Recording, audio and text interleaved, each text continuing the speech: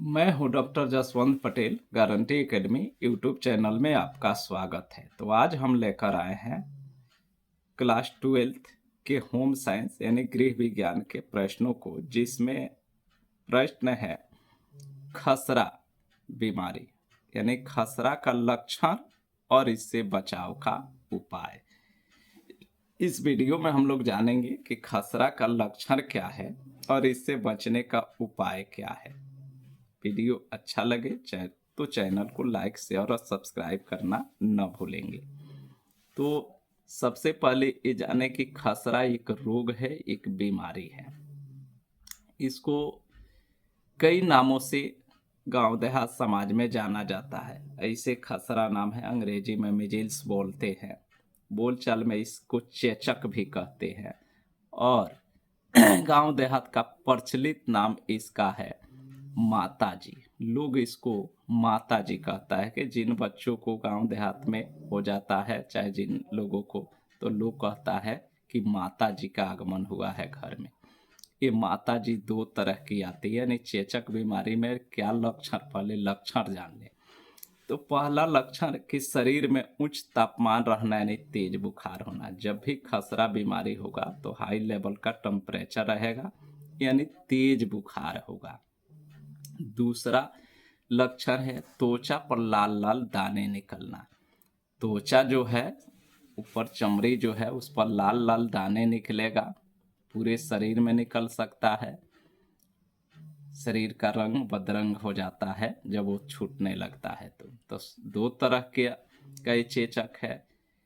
ऐसे एक में होता है कि बड़ा झलका हम लोग बोल सकते हैं, या जला हुआ जब शरीर होता है, शरीर जल जाता है तो एक प्रकार का चमड़ा उठ जाता है, उस प्रकार का इसमें दाना।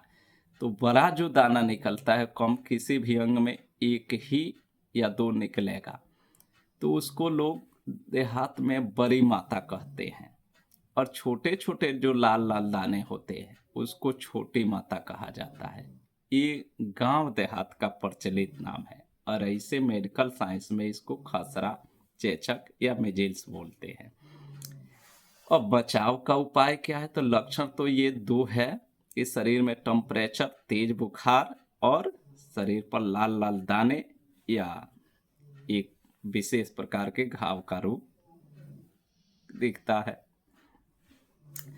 तो बचाव का उपाय जाने, कई उपाय है, एक एक करके हम लोग जानेंगे। पहला उपाय कहा कि ऐसे रोगी को कोमल और आसानी से पचने वाला आहार देना चाहिए।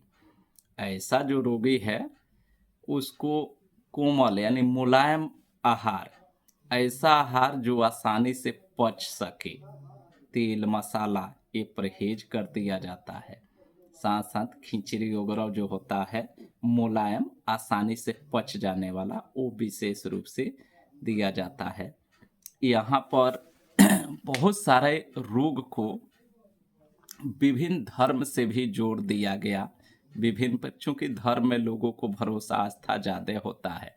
तो यहाँ पर देखिए, ये तो एक रोग है, लेकिन देहात में इसका क्या प्रचलन प्राचीन काल से चलते आ रहा है कि जब भी इस तरह का रोग हो तो घर में साफ सफाई बढ़ा दी जाती है। तेल मसाला ये सब पर वर्जित कर दिया जाता है, क्योंकि इसमें जलन होता है। तेल मसाला का इस्तेमाल ज़्यादा करेंगे तो ये जलन और बढ़ेगा। तो जलन बढ़े नहीं, लोग मुंह पर अपने रोक नहीं लगा पाएंगे। इसलिए इसको धर्म से जोड़ा गया कि ये माता जी है, माता जी घर आई है, तो यहाँ पर तेल मसाला का इस्तेमाल न करें।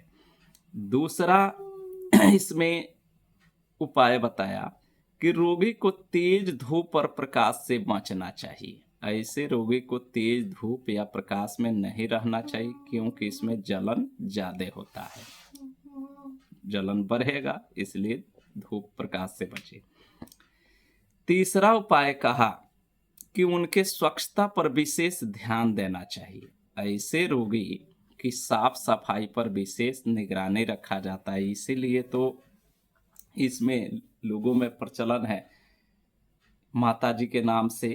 ये प्राचीन काल से ऐसा धर्म से जोड़ दिया गया कि इस नाम पर भी लोग कम से कम साफ सफाई पर विशेष ध्यान देंगे। तो घर में जो भी है साफ सफाई रखा जाता है। रोगी का जो बेड है डेली उसको चेंज करके धुलाई होती है। रोगी का जो वस्त्र है वो भी साफ सुथरा और डेली चेंज होना चाहिए।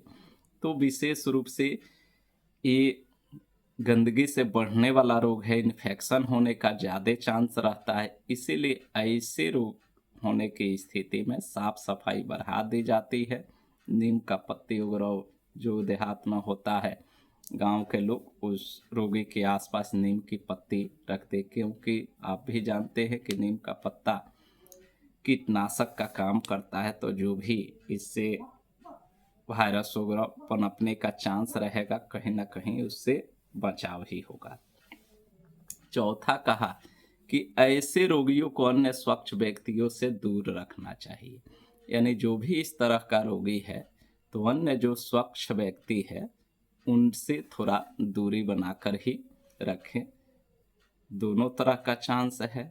एक तो स्वच्छ व्यक्ति को होने का भी चांस संपर्क से है, और दूसरा कि हो सकता है कि जो संपर्क में अन्य व्यक्ति आ रहा है वो अस्वच्छ हो, तो ये रोगी को भी इन्फेक्शन का डर रहता है। इसलिए जो भी स्वच्छ व्यक्ति से दूर रहे। पांचवा उपाय कहा कि इस रोग से बचाव के लिए जन्म के 9वें माह पर, यानी ये रोग हो ही नहीं भविष्य में, इससे बचने के लिए जन्म के 9वें माह हर टीके का अपना अलग अलग समय होता है। जैसे टीबी रोग से बचने के लिए जो बीसीजी का टीका लगता है वो जन्म के तुरंत बाद 1 से 2 घंटे के अंदर दे दिया जाता है। लेट सेट हुआ तो 1 माह के भीतर। डीपीटी जो कुकुर खांसी का टीका है वो जन्म के 1.5 माह से शुरू होता है। जबकि यही डीपीटी का 3 गो डोज होता है, पहले वीडियो में बताया है।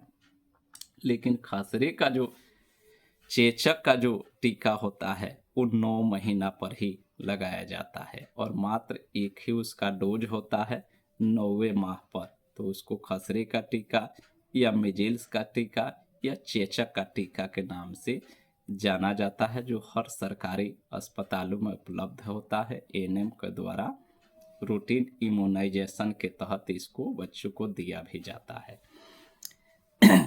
तो ये रहा आपका बचाव का तरीका। हाँ, ये 9वें माह पर जब भी बच्चे को टीका दिया जाता है तो उसी समय पर उसी के साथ एक और भी बीमारी का डोज दिया जाता है। वो टीका नहीं है, वो डोज है। उसका नाम है विटामिन ए की डोज। यानी बच्चों को विटामिन ए की कमी से जो आंखों की रोशनी कम हो जाती है, रतौंधी नामक जो बीमारी होने लगती है, उस बीमारी से बचने के लिए 9वें माह पर जो मिजिल्स का टीका लगता है उसी के साथ में विटामिन ए का भी खुराक दे दिया जाता है, ताकि वो रतौंधी बीमारी से बच्चा बच सके।